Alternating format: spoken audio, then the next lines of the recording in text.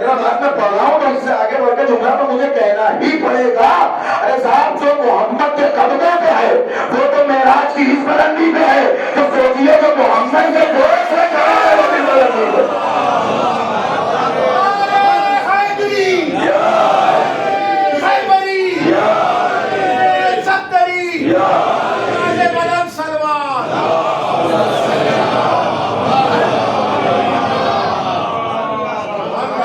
جس میں محمد پہ گفتگو ہو رہی تھا وہ سمجھ میں نہیں آتا کہ ان کے جسم کا سایہ کیوں نہیں تھا.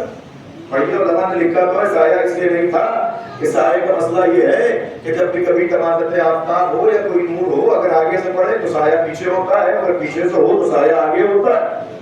اور نبی کو گوارا نہیں ہے کہ نبی کا سایہ بھی نبی سے آگے بڑھ جائے. تو جب سایہ کو آگے بڑھنے کی اجازت نہیں ہے تو صحابہ کو آگے بڑھنے کی اجازت کتنے دے.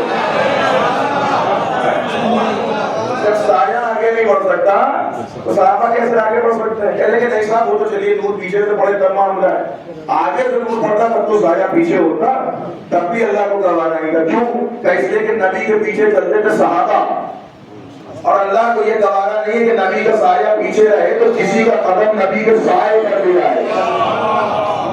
آپ نے غور کیا یا نہیں کیا؟ اس کا مطلب صحابیت کی تمام تر عظمت ہے لیکن اللہ کو گوارا نہیں کہ صحابیت کے قدم نبی کے سائے پہ پڑے. تو یہی تو فرق ہے صحابیت میں علی میں, جن کے قدم سائے پہ بھی پڑنے کی اجازت نہیں ہے انہیں صحابہ کہتے ہیں.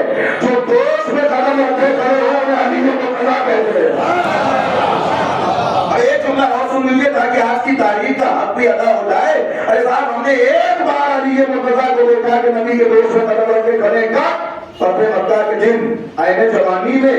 مجھے کہنے دیجئے کہ عین جوانی میں امیر المومنین کی معراج اور عظمت یہ ہے کہ دوست پیغمبر میں قدم رکھے. یہ زبان کا جملہ ہے, اس کا حقیقت اور جسے کہا جائے کہ دلائل نہ جائیے گا, زبان کا جملہ ہے. پیغمبر کی امیر المومنین کی عظمت یہ ہے کہ عین جوانی میں فتح مکہ کے دن دوست پیغمبر پہ قدم رکھ کے کھڑے ہیں. لیکن ہم نے دیکھا عید کا دن ہے, 2 نمازیں ہیں, نبی کا دوست ہے, بچپنے کا عالم ہے, حسن و حسین دوست پیغمبر پہ قدم رکھے بیٹھے ہیں.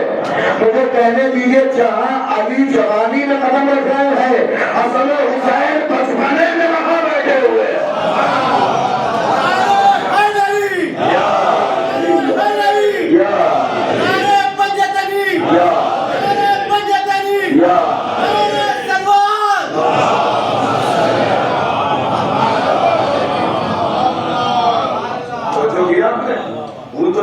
عید کا قصہ, عید کا دن ہے, نماز عید ہو گئی. بچوں نے پیغمبر کے سامنے کہا کہ یا رسول اللہ میرے نانا سب اپنے اپنے ناکے پہ سوار ہیں, ہمارے پاس ناکا نہیں ہے.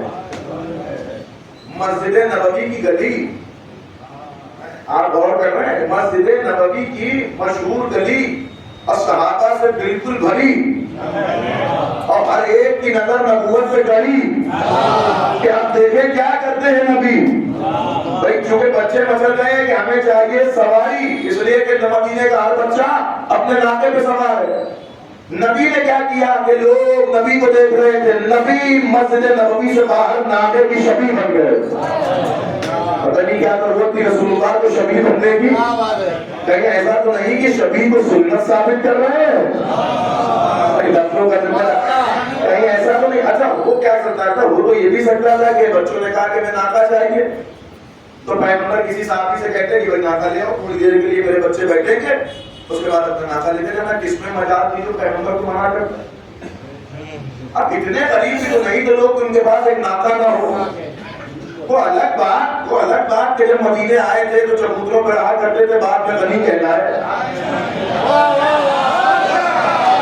پتا نہیں کہاں ہے, آپ میں کیا عرض کر رہا ہوں.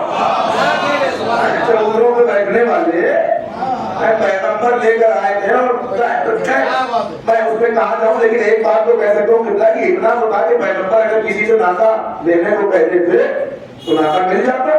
اچھا چھوڑیے کیا صحابیت کا احسان لینا بھی, جنت سے ناکا منگا سکتے تھے یا نہیں؟ ارے ابھی کل ہی تو کپڑا منگایا ہے بھائی, لباس حسنین ابھی جنت سے آئے ہیں نا, تو جیسے لباس آ سکتا ہے تو ناکا بھی آ سکتا ہے. لیکن مسئلہ یہ ہے کہ ناکا جنت سے بھی نہیں منگائے گا. رسول اللہ بتانا کیا چاہتے नाका जन्नती की समझ लीजिए, जैसे लिबास जन्नती वैसे नाका भी जन्नती। कभी स्टेटस और लेवल आगे बढ़ना चाहिए।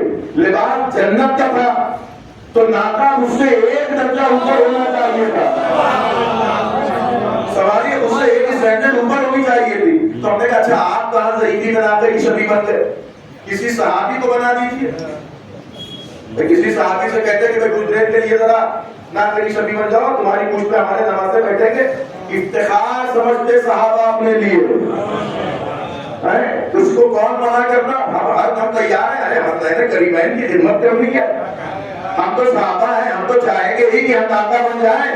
लेकिन रसूल ने किसी सहाबी को भी रहमत नहीं दी। या रसूलल्लाह आप कहाँ रहमत कर रहे हैं, किसी सहाबी को रहमत दे दीजिए। शायद रसूल की आवाज आई, ये बच्चे नहीं है इमाम है,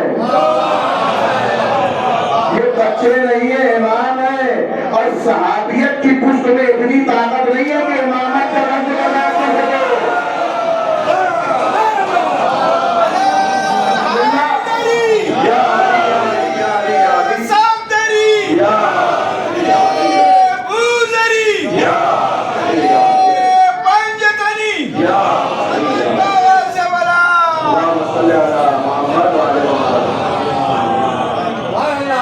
जुमला तो इससे आगे कहने जा रहा हूँ, एक जुमला कहूंगा और कहे बगैर ना रहूंगा।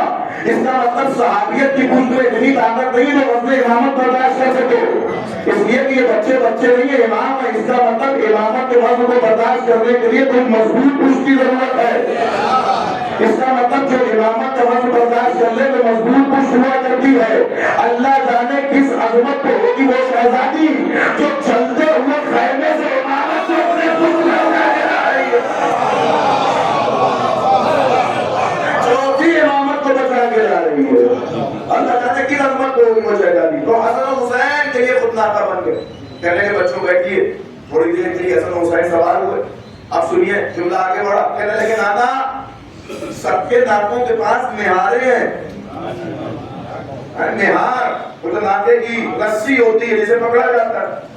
नाना हमारे नाके के पास तो निहार नहीं है। रसूल ने जुल्फे खोली, आधी जुल्फ हसन को दी, आधी जुल्फ मौला हुसैन को दी। का ये आपकी निहार है, जैसा नाका वैसी निहार। नबूवत का नाका है, जुल्फे नबूवत की निहार है। एक जुमला कहने का तो दिल चाहता है रसूलुल्लाह, ये निहार आपने शहजादों को दे दी। हमारे यहाँ अकली और लॉजिकली तरीका ये है कि एक सवारी को एक ही आदमी ड्राइव कर सकता है।